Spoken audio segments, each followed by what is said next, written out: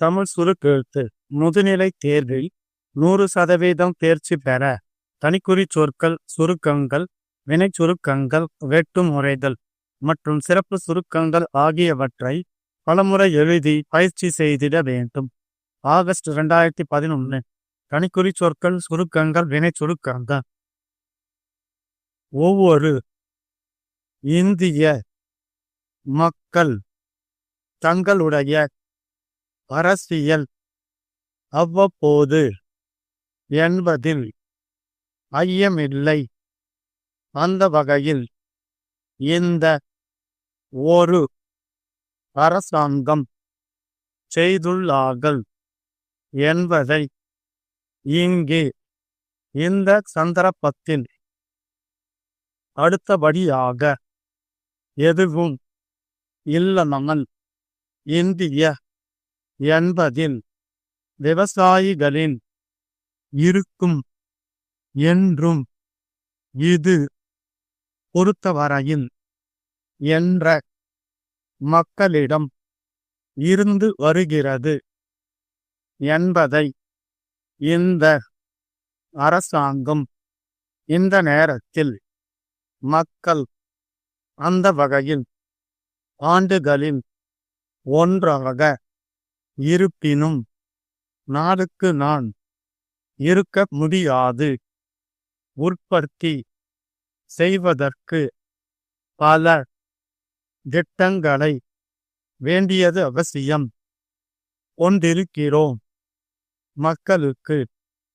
ஆயினும் தற்போது விவசாயம் இல்லாமல் இருப்பதால் தலைமுறையால் விவசாயிகளின் தீவிர நடவடிக்கை ஆண்டுகளில் எங்களுடைய நிறுவனத்தில் உற்பத்தியாகும் மிக இருப்பினும் இருப்பதாக தங்கள் இதற்கு இல்லாமல் இருப்பதுதான் விஷயங்கள். இருந்தாலும் இருந்தபடியே செய்ய இது வாழ்க்கையை கொடுக்கும் என்பதில் ஐயமில்லை. தங்களுக்கு வெட்டுமுறைகள் மாண்புமிகு பேரவைத் தலைவர் அவர்களே, நிதிநிலை அறிக்கையின் பொது விவாதத்தில் பெருமகிழ்ச்சி அடைகிறேன். தேர்தலின் போதும் குறிப்பிட விரும்புகிறேன். நேர்மையான முறையில் மாண்புமிகு நிதியமைச்சர் அவர்கள் இந்த அரசு தெரிவித்துக் கொள்ள விரும்புகிறேன். மாண்புமிகு முதலமைச்சர் அவர்கள் தொழில்நுட்ப வளர்ச்சிக்கு தென் மாவட்டங்களில் மின்சார உற்பத்தியில் சுட்டிக்காட்ட விரும்புகிறேன். உழவு தொழில், இந்த தொழில்தான் மற்ற தொழில்களுக்கு இந்த தொழிலில் கூட்டமைப்புக்கு எழுதிய கடிதம். அன்புடையீர் வணக்கம். வளர்ப்பு தொழில், இந்த தொழில் தங்கள் நம்பிக்கையுள்ள சிறப்பு சுருக்கங்கள் கலந்து கொண்டு உரையாற்றுவதற்கு அமைவதற்கு சரிவர வெறுப்பு அரசாக இருக்கிறார்கள். போக்குவதற்கான வழிவகைகளை காண வேண்டும் என்று கேட்டுக்கொள்கிறேன். கருத்தில் கொண்டு இருப்பதாக குறிப்பிட்டிருக்கிறார்கள். மேற்கொள்ள வேண்டும் என்று கேட்டுக்கொள்கிறேன். தமிழ்நாட்டில் தெரிவித்துக் கொள்கிறோம். அனுப்பி வைக்கப்படுகின்றன. அது மிகையாகாது. இருக்கிறீர்கள். அளிக்கும் என்று 50 seconds 10 seconds 5 seconds get ready start மாண்புமிகு பேரவைத் தலைவர் அவர்களே, நிதிநிலை அறிக்கையின் மீதான பொது விவாதத்தில் கலந்து கொண்டு உரையாற்றுவதற்கு வாய்ப்பினை பெற்றதில் நான் பெருமகிழ்ச்சி அடைகிறேன்.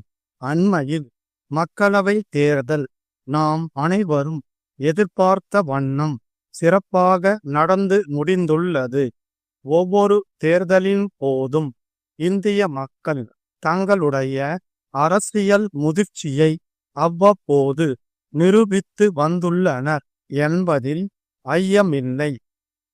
அந்த வகையில் இந்த முறையும் மத்தியில் ஒரு நிலையான அரசாங்கம் அமைப்பதற்கு மக்கள் தங்களுடைய அரசியல் கடமையை சரிவர செய்துள்ளார்கள் என்பதை நான் இங்கே இந்த சந்தர்ப்பத்தில் சிறப்பாக குறிப்பிட விரும்புகிறேன். அடுத்தபடியாக விருப்பு வெறுப்பு எதுவும் இல்லாமல் நேர்மையான முறையில் மக்களவை தேர்தலை நடத்தியதில் இந்திய தேர்தல் ஆணையம் நம் எல்லோருடைய பாராட்டுகளையும் நன்மதிப்பையும் பெற்றிருக்கிறது என்பதில் நாம் அனைவரும் பெருமை கொள்ளலாம். மாண்புமிகு நிதியமைச்சர் அவர்கள் இந்த அரசு ஏழைகளின் அரசாக விவசாயிகளின் அரசாக இருக்கும் என்றும் அறிவியல் மற்றும் தகவல் தொழில்நுட்ப வளர்ச்சிக்கு அதிக முக்கியத்துவம் அளிக்கப்படும் என்றும் தெரிவித்து இருக்கிறார்கள். இது உள்ளபடியே வரவேற்கத்தக்கது. தமிழகத்தை பொறுத்தவரையில் தென் மாவட்டங்களில் புதியதாக தொழில்கள் உருவாக்கப்படவில்லை என்ற ஏக்கமும் எதிர்பார்ப்பும் மக்களிடம் பெரிதும் இருந்து வருகிறது என்பதை நாம் நன்கு அறிவோம்.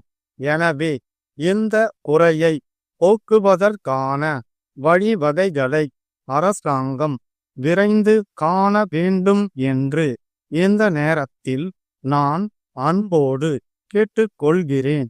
நம்முடைய மாநிலத்தில் மக்கள் நலனை கருத்தில் கொண்டு புதிய மின்சார உற்பத்தி நிலையங்களை அமைக்க இருப்பதாக குறிப்பிட்டிருக்கிறார்கள். இதனை எல்லோராலும் வாழ்த்தி வரவேற்கப்படும் அறிவிப்பாகவே கருதலாம். அந்த வகையில் மின்சார உற்பத்தியில் கடந்த சில ஆண்டுகளில் தமிழகம் முன்னணி மாநிலங்களில் ஒன்றாக விளங்குகிறது என்பதை மகிழ்ச்சியுடன் தெரிவித்துக் கொள்ள விரும்புகிறேன். இருப்பினும் மின்சாரத்தின் தேவை நாளுக்கு நாள் பெருகி வருவதை என்னால் குறிப்பிடாமல் இருக்க முடியாது. இதனை கருத்தில் கொண்டு சூரிய ஒளியில் இருந்து மின்சாரம் உற்பத்தி செய்வதற்கு மேலும் பல திட்டங்களை உருவாக்க வேண்டியது அவசியம் என்பதை சுட்டிக்காட்ட விரும்புகிறேன். தொழில்களில் உயர்ந்தது உழவு தொழில் என்பதை நாம் அனைவரும் ஏற்று கொண்டிருக்கிறோம். இந்த தொழில்தான் மக்களுக்கு தேவையான உணவு தானியங்களை அள்ளி தருகிறது. மேலும் மற்ற தொழில்களுக்கு பயன்படும் மூல பொருள்களையும் வாரி வழங்குகிறது. ஆயினும் தற்போது விவசாயம் லாபம் தரும் தொழிலாக இல்லாமல் இருப்பதால் தலைமுறை தலைமுறையாய் இந்த தொழிலில் ஈடுபட்டிருந்த மக்கள் மற்ற தொழில்களை நாடி நகர்ப்புறங்களுக்கு செல்லும் செய்திகள் கவலை அளிப்பதாகவே உள்ளது. எனவே சோதனைகளை சாதனைகளாக மாற்றும் நம்முடைய மாண்புமிகு முதலமைச்சர் அவர்கள் ஏழை விவசாயிகளின் வாழ்வு மலர தீவிர நடவடிக்கை மேற்கொள்ள வேண்டும் என்று கேட்டுக்கொள்கின்றேன்.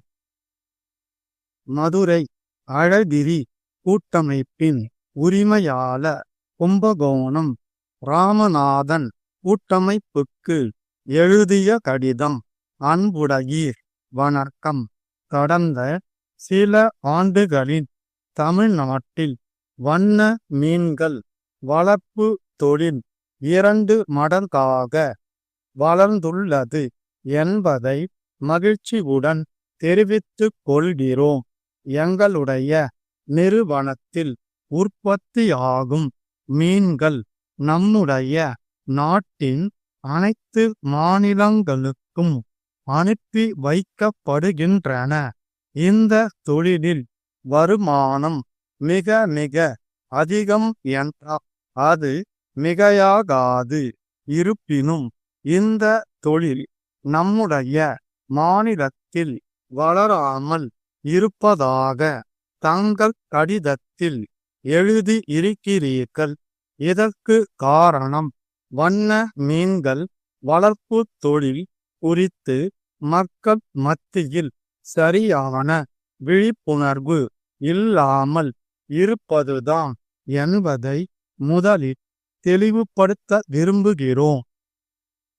குறையாக தெரிவிக்கப்படும் விஷயங்கள் சில இருந்தாலும் வீட்டில் இருந்தபடியே தொழில் செய்ய நினைப்பவர்களுக்கு நிச்சயமாக இது வளமான வாழ்க்கையை கொடுக்கும் என்பதில் ஐயமில்லை.